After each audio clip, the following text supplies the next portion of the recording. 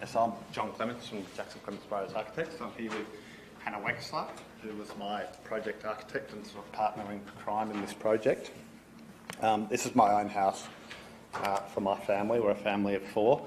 It's in Clifton Street in Richmond, and it's on Richmond Hill, which has got a blanket heritage overlay, and it addresses two street frontages, Clifton Street and Waverley Street, which are quite different streetscape interfaces, so it was a bit of a challenge from a heritage perspective. There's three non-contributory buildings in the street that were able to be demolished, and this was one of them. We actually lived in the street for about 6 or 7 years prior to purchasing this site, and we knew Maria, who was an old Italian lady who lived in the house. She'd actually lived on the site since 1958 and built this house with her husband, and she'd passed away and the family brought the property to market. So for Liz and I, the concept of demolishing the house held a fair bit of weight for us, and we were just interested in how we might kind of record their house as a way of recognising its history or their time on the site. We engaged Ian Strange, who's a contemporary Australian artist who's based out of New York and Melbourne, who does a lot of large installation works on houses that are slated for demolition, to undertake a work with RMIT Uni, and he put an exhibition of his work inside the house, and then he broadcast the exhibition across social media, and 2,500 people came through the house before it was demolished. Conceptually, the house is two houses divided by a lean-to in the middle.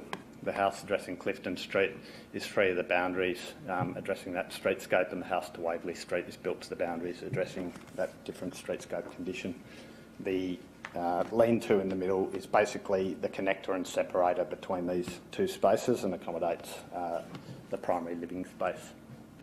We also we're building quite a large house to deal with our kind of living condition at this point in time, but we recognise that we mightn't want to stay in the house or stay in a house that large, but we might want to stay in the location given that we've moved across the road. So we designed the house from the outset to be able to be divided into two houses in the future.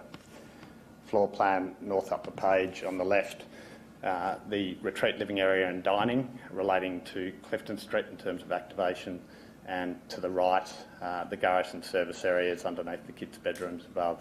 In the basement, I've got a studio and a small guest bedroom. The kitchen and living area in the central space relates directly out to the courtyard and sits underneath the lean-to as that connecting space. Bedrooms at the first floor level and a roof terrace above the Clifton Street house. The Clifton Street house was conceived as a sort of contemporary interpretation of a traditional terrace, and in a way it was challenging the traditional terrace by moving living areas out to the front of the boundary, so it would activate the street. In Waverley Street, we were addressing a very different condition where houses are all built to the boundary, and this is the rear entry of the Waverley Street house. The concept of activation, people spilling out of the internal spaces to the front terrace when we're entertaining. We also introduced a small seat at the front gate, which is a public space that people can kind of enjoy as they troop their way up the street with their shopping. And the space in between to the sunken courtyard relating directly to the lean-to. You can see the kitchen in the background. And the underside of the lean-to. And this space is really about a seamless sort of experience of inside and outside, and the space just flows sort of down and cascades into the sunken courtyard. It's also where the external materials of the two brick buildings come into the interiors, giving you that sense of external experience. Connecting the two houses, we were interested in this sort of idea of how we could use perforated stainless steel in different ways, whether that be for solar screens, for privacy, ventilation, or control of light. And you can see on the left, the experience of coming to the front door during the day is a solid door, and then when you come and experience the door at night, the ghosting of a 4-panel door, which is a nod to the traditional Victorian terrace, comes alive. The concrete house to Clifton Street, sort of tied together with the brickwork and steel as a consistent detail, is basically just a container for the representation of our contemporary art collection, and it explores the sort of contrast between dark, heavy and light and transparency. Basement studio space light penetrating downstairs through the courtyard garden. And art as the sort of foreground and the concrete as the background or the backdrop to the artwork in the concrete building. At the rear, the house explores a timber language. It's more sort of suited to the idea of sleeping areas and bathing areas. And there's a sort of dark quietness that exists in contrast to the concrete building views out through the stainless steel screens from the kids' bedrooms. In contrast to this sort of neutral palette, which was really a host for the artwork, we're also interested in the idea of how we might explore colour as a contrast.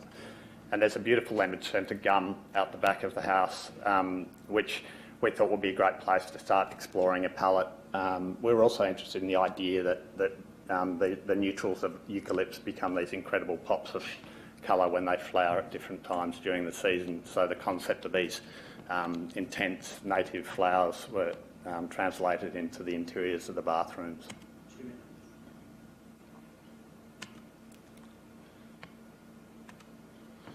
We're also really interested in detail, and I think, because it was my own house, it was an opportunity to explore, and steel became a very important part of how we might explore the idea of lightness and heavy, and the sort of coexistence of steel with masonry and steel with timber.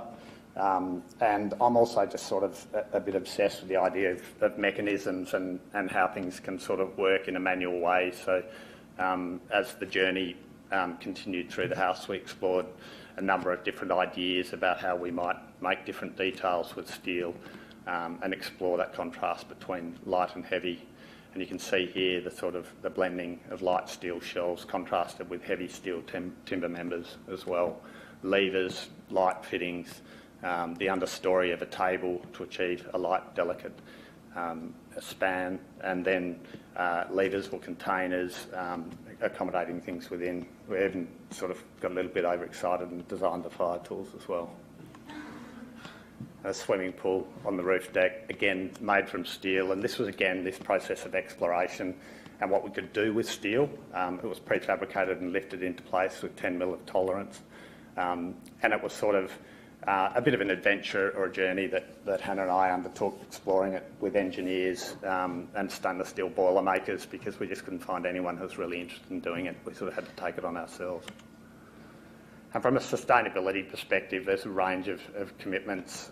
There's a 17 kilowatt solar system that's producing more power than it's consuming the house, and it's got battery storage attached to that.